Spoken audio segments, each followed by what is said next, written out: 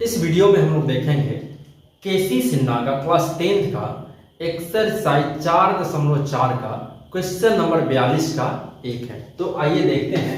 Question कहता है एक क्लास टेस्ट में कमल के गणित और अंग्रेजी में प्राप्त किए गए अंकों का योग 40 है। अंकों का योग 40 है।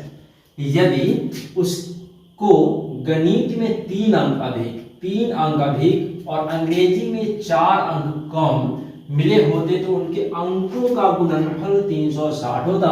उनके द्वारा 2 विषयों में प्राप्त किए गए अंक ज्ञात कीजिए। तो इसके लिए हम सबसे पहले क्या करेंगे, मान लेंगे। माना कमल को गणित में प्राप्त अंक बराबर x। हम मान लिए कि कमल को गणित में x अंक प्राप्त होता है और कमल को अंग्रेजी में प्राप्त अंक बराबर y। हम मान लिए कि कमल को गणित में x अंक प्राप्त हुआ और अंग्रेजी में y में। अब प्रश्न से कहता है कमल के गणित और अंग्रेजी में प्राप्त किए गए अंकों का योग 40 है। अंकों का योग अर्थात x जोड़ y बराबर 40। हम क्या करते हैं, यहां से x का मान निकाल लेते हैं। तो 40, अब ये y LHS में प्लस में है, जब इसको RHS में भेजेंगे तो ये हो जाएगा माइनस में, और इसे हम मान लेते हैं समीकरण 1। अब पुनः अब क्वेश्चन कहता है यदि उसको गणित में 3 अंक अधिक, गणित में 3 अंक अधिक अर्थात उसे एक संख्या है तो ये 3 अंक अधिक अर्थात x जोड़ 3 और अंग्रेजी में 4 अंक कम, अंग्रेजी में 4 अंक कम, अंग्रेजी को y माने तो y माइनस 4 मिले होते तो उनके अंकों का गुणनफल अर्थात इन दोनों को हमें गुना करना होगा। गुणनफल 360 प्राप्त होता है। अब इसे हम हल कर लेते हैं। हम क्या करते हैं, इसे यहाँ पे x का जो है 40 माइनस y, यहाँ समीकरण 1 इसे 2 मान लेते हैं और इसमें रख देते हैं। तो लिखेंगे x का मान समीकरण 2 में रखने पर, x का मान समीकरण 2 में रखने पर, तो जहां x वहां रखेंगे 40 माइनस y प्लस 3 और ये y माइनस 4 बराबर 360। अब इसे हल कर लेते हैं। ये 40 और 3 43 हो जाएगा माइनस y और ये y माइनस 4 बराबर में हो जाएगा 360। अब इसे हम गुना कर लेते हैं। जब 43 से y में गुना करेंगे तो ये 43 y हो जाएगा। फिर ये 43 में 4 में तो प्लस और माइनस में क्या माइनस, और 43 में 4 से गुना करेंगे तो हो जाएगा 4 3 12 के 2 हाथ से 1, 4 चौका 16 और 1 17 अर्थात 172। अब फिर हम y से गुना करेंगे तो ये माइनस और प्लस माइनस, y से y तो हो जाएगा ये y स्क्वायर, फिर माइनस और माइनस प्लस और y से जब हम 4 में गुना करेंगे तो ये 4y हो जाएगा बराबर में 360 हो गया। अब हम इसे सजा लेते हैं। जिसका पावर ज्यादा है उसको हम पहले लिख लेते हैं। तो हम माइनस y स्क्वायर, अच्छा 43y और ये 4, 43 और 4 हो जाएगा प्लस में 47y और ये माइनस में 172 है। अभी हम RHS से जब LHS में लेके आएंगे तो ये प्लस से हो जाएगा माइनस और ये हो गया बराबर में 0। तो अब हमें मिला माइनस में y स्क्वायर, अच्छा 47y प्लस में 47y हो गया और माइनस में 172 और माइनस में 360 जोड़ लेते हैं तो ये हो जाएगा 2,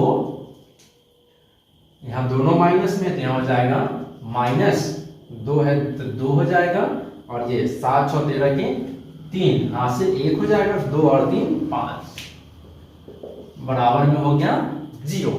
और अब हम क्या करते हैं, यहाँ से माइनस को कॉमन कर लेते हैं। तो y स्क्वायर प्लस से माइनस कॉमन किए तो माइनस 47y, फिर माइनस से माइनस कॉमन किए तो प्लस ये 532 बराबर हो गया 0। अब ये लिख सकते हैं y square minus 47y plus 532 बराबर में 0। अब यहाँ हमें ये एक द्विघात समीकरण मिल गया। अब इस द्विघात समीकरण को हम गुणनखंड विधि से हल करेंगे। तो गुणनखंड विधि से हल करने के लिए यहाँ y स्क्वायर का जो गुणांक है वो 1 है। इस 1 से हम 532 में जब गुना करेंगे तो हमें ये 532 ही मिलेगा। अब 532 का गुणनखंड कर देते हैं। जब 2 से भाग देंगे तो 2 दूना 4, 1 बचेगा 12, 13, 6 दूना 12, फिर 6 दूना 12 हो जाएगा। फिर 2 से भाग दे देते हैं तो ये 133 हो जाएगा। अब 7 से तो 7 × 7 हो जाएगा, बचेगा 6 और ये 9 × 7 63 हो गया।